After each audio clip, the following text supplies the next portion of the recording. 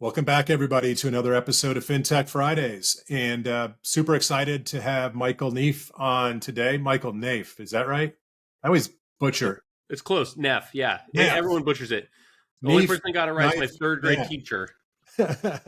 Well, take a look at the spelling of my name and imagine what I've heard over the years. I didn't know until I listened to your voicemail, that it's pronounced Vieaux. Right. Yeah. That's how I sift through the telemarketers. If they pronounce the X, I'm not returning the call. Ooh, that's pro tip stuff right there. You don't want to now. You gave your secret away. Right. Well, here we are. It's year end 2023, and I'm excited to have this conversation. I'm really interested in other, technology founders and CEOs and leaders of technology companies to get thoughts on, where we see technology influencing the mortgage industry as we go into 2024. And this is one of those. It's an interesting time, no doubt, given all that everyone's been through in this market and the challenges that it's brought. But nonetheless, people are focused on the future. I'm not seeing a lot of people throwing in the towel. There's a few, but there's a lot of people that are focused on the future. And so on our conversation today, Michael, I thought we would talk about your perspective on, kind of how you see technology influencing this next generation of loan originators, mortgage companies, and frankly, the consumer, because the consumer is a bit different today than it was, 5 years ago. So with that, I guess I didn't formally introduce you as the CEO and founder of Pre-Approve Me app. You and I have done this before. I think I was on your podcast earlier this year. And for those of my audience that aren't aware of your tool, Michael, maybe let's start by just a quick intro of yourself and your company and your product, and then we'll talk about kind of the topic at hand. Oh yeah, thank you, Brian. I started in the mortgage industry in 2005. Got in right when it was super good. Yeah. Into a broker office, they're like, just sign these things, stated, no doc, loans just falling out of the sky. Yeah. And I didn't know any better. Fortunately, I didn't have any clients at the time. So I got to just sort of watch all this unfold.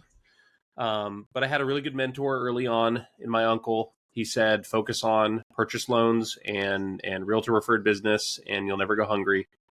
And he was right. By 2008, when the market had completely flipped on its head, I had focused on those realtor relationships, and somehow those realtors found ways of feeding their families and selling homes. And in 2011, 12, I was doing about 35 to 40 million a year in production and working a lot. And I got burned out, and I basically said, I got to solve this problem. And so I did all the standard problem solving things, right? Okay, well, what's frustrating me? How am I dealing with those frustrations? What's the solution for it? And I came through many different iterations, but what it came down to was that I needed to build something that wasn't available in the market to help empower me as a loan officer to recapture my free time. But while empowering my customers to get the information they needed when and where they needed it, so that they didn't have to call me on the weekends and evenings for information. And so that's what we built with Pre-Approve Me. And it's been 10 years now, so it's evolved into more like a larger footprint, point of sale, mobile app, whatever. Yeah. You can check it out if you want to know more about that, guys. But I love this idea of this conversation, because the consumer today is really, it's a battle. I like to say that there's a draft today for the American consumer's awareness, and mortgage companies that don't have an ecosystem to keep a customer or a past client captive, they're going to lose the draft to companies like Quicken and Zillow and all these other fintech companies that are building systems to keep that customer engaged. And so I like to say that our system is a piece of the full customer engagement life cycle, where you really want to make sure that the client's finding value, and if they have questions about something in the mortgage space, that they are already a part of that ecosystem, because Rocket's got first draft pick, man. Yeah. And the consumers are getting younger. They're going online first. They are, they're getting to the customer before we are, unless the mortgage company that, for you might work for, whoever's listening to this, has a system like Brian's, which is solid early stage lead aggregation and nurturing, and then it's pushed through a system that can kind of keep them captive during very dangerous times in the mortgage process. Because I don't think a lot of mortgage companies think of this. Most loan officers qualify a customer, and then they sort of push them back out in the marketplace with very little to hold on to with maintaining that relationship. And what happens is they go on to Zillow and Realtor.com and Trulia, and they enter a lead aggregating like mega system. Right. And so, like, what are you doing as a loan officer to keep those customers captive by providing value and having them come back to you when they've got questions like, what's my payment on this property? Most loan officers can't answer that question. And what's happening is Zillow's getting better, because, man, I'll tell you what, they're spending millions of dollars looking at data, trying to figure out how to drive more people into their funnels. Yeah. And keep them. And yeah, what's that? And keep them. And keep them. Yeah. So, like, not only are they going to steal your pre-approved clients because it's taking longer and longer for them to find a house because the market's so rough. So, like, you qualify somebody, and then 3, 6, 9 months later, they're finally finding a house. And you, as a loan officer, it's unlikely that you were there on their shoulder every time they're put in a position of like the ADHD economy, where they're clicking on everything they see. Oh, that payment looks lower than my loan officer said. Why is that? Oh, that's a loan officer calling them that click. Yeah. And super risky. Yeah, it's fascinating. Kind of watching these bigger players, the Zillows, the Rockets. If you think about Quicken, Rocket, and you just focus on their acquisition almost 2 years ago today of Truebill. A little bit of a head scratcher when they first did that, right? Why is this mortgage company acquiring this financial planning tool, or it's a financial management tool? Yep. Well, you already hit it on the head. It was all about up funnel acquisition. Yep. And so, I think about this a lot in the business that we're in, at FinLocker. And I think about it in the context of my client and your client. What should they be doing differently in order to compete with the Zillows and the Rockets that have these up funnel tools that can, at scale, consumers are engaging with? Yep. And then I love your the visualization I had of that consumer that was pre-qualified, and now we're 6 months post pre-qual. It's not like they're not on, it's not like they don't have Zillow on their phone as an app. So they're on there every day, right? And they're scouring properties as they come on the market. And every time they're on there, there is a, and Zillow's a lender, right? They're their own lender. They're the largest lead aggregator, I think, out there. Yep. And lead seller. And so, I think about the future of the mortgage company and the mortgage advisor more specifically. It's not getting any easier to acquire, but it's getting even harder to maintain that consumer in your pipeline.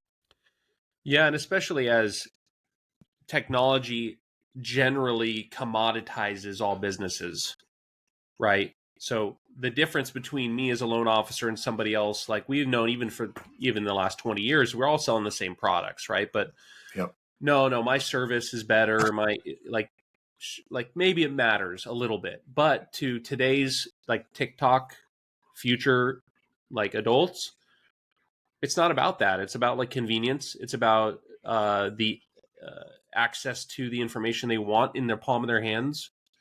And, I strongly recommend that mortgage companies and loan officers think about that. Like when your clients leave your office, what thing of value are you giving them that's going to help answer their questions? Right.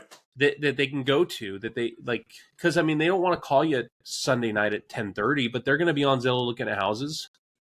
They're going to be looking at their bank account. They're going to be go to your bank account. There's offers for mortgages inside of every banking system. And if you haven't talked to that client or provided them some unique value that's more than, hey, I'm just checking in, that's not really value. Right. So like, what can you do to extend the value to your clients and meet them where they are, which in reality is like walk into a Starbucks and look around the Starbucks and tell me, what are people doing? Like 50% of them are talking to somebody they care about. Yeah. The other 50% are staring at their phones. Right. That's what's happening. Look at your bedside table. What's the closest thing to your bed? Your phone. Yeah. 75% of people spend more time on their phone than they do with their significant other. And so it's really, if you're not where your clients are, you're going to be bare minimum putting your customers at risk of going into somebody else's lead funnel, which best case scenario means competing. Worst case scenario, some of you may relate to this. You'll call a client that you talked to or pre-approved 3 months before, only to find out they bought a house. You didn't even know it. Yeah. And whose fault is that, right? At the end of the day, whose fault is it that they didn't choose you at that point in the process? Yeah. It's a business, right? In the software space, you talk about losing a customer is like churn, so like the way I picture this is, in my mind, a pre-approved customer is like a trial member in the technology space. They're just trying you on. They're just seeing if you're a good fit. They're getting some information. And guess what? Trial members are in the shopping phase. They're looking for things to solve their problem. So they go to you. Where are they going to go next? They're going to go to somebody else. Yep. Like maybe you're a fantastic connector, and you are extremely good at building relationships, but you're not everywhere with them. So like, you got to find a way to connect when you're out there. It's not getting any easier, right? And you hit it on the head. We're all on these things far too often, and they're always buzzing and pinging, and it's channels are, you get your text channel, your email channel, you got your notifications that are coming through. It's just, there's so much noise out there. Yeah. But it's never been more important for loan originators, mortgage advisors to figure out how to stay relevant and meaningfully relevant throughout that entire engagement. And I love the way you describe, you need to meet them where they're at, right? And be available when they have questions. That's the differentiator. Yeah, exactly. And so like, as a loan officer, as you're like trying to wrap your brain around this idea, just think about the buyer. Put your buyer hat on for a little bit. And maybe if you can't put your buyer hat on because you're an expert in the mortgage space, and so you can only see it from a mortgage loan officer's perspective, which is a stumbling block for a lot of people. Think about the last time you bought a car. Okay. What was the process like for you? Did you just go to one car salesman and just do your research with them, and every question you had, you went there and asked the person? Most likely you did research. You went online, you asked friends and family, you made all these moves to help you feel more comfortable about the process and to fine tune what you really wanted. And it's easier, I will say, it's easier for a real estate agent to build that commitment with the consumer because they spend a lot more time face to face with that person. And so there's more of a relationship. And I know some loan officers who, so like I'll back up and talk about this in a second, but I want to also discuss the idea that, there is a way to build a relationship with them. But the problem is, if you do it correctly, like they're going to come to you all of the time for information. Right. Right. And actually, we shot a really funny commercial um, for our product that was like that. It was basically the story where the only way loan officers could combat the data and the lead aggregators that are out there was basically by opening the door to their home and saying, "Call me anytime." Yeah. Right. And like, I mean it, anytime, day or night, you need some information. You need to know what your payment is, if you qualify for a house, if you need a pre-approval letter, if you got questions about the mortgage, just call me. I'm always here for you. Well, they might do that, Right. right? But then what are you doing? Well, you get Mike Neff in 2012, who's like losing his hair, you know, because he couldn't deal with it anymore. Well, my clients needed the information. They need the information to feel empowered. But do you have to be the bottleneck for that information? Right. Like, you shouldn't be. Any business should have systems. And so what are your systems doing to help maintain or even grow that relationship? That's the key, right? Is making sure that your systems that you put in place, and I'm not saying my system or Brian's system, whatever system you Yeah. invest in, it should solve the main problems your clients have, which is giving them the information they need when and where they are.